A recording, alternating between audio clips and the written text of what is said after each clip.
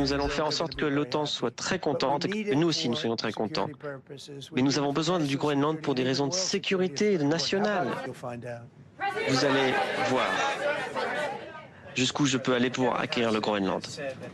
Voilà, réponse un peu énigmatique de Donald Trump qu'on va décrypter ensemble dans un instant. Mais juste avant, je voulais qu'on aille à Washington retrouver notre correspondant Antoine Lard. Vous étiez au plus près de Donald Trump, vous étiez dans cette salle de conférence de presse. Antoine, il faut expliquer un petit peu le contexte. Il n'était pas tellement supposé être là. C'était le special guest, l'invité surprise à cette conférence de presse que donne la porte-parole de la Maison-Blanche habituellement. Et c'était un peu chaotique, un peu bordélique. C'était un peu décousu, cette conférence de Donald Trump. Antoine, comment vous l'avez senti, vous, le président américain ?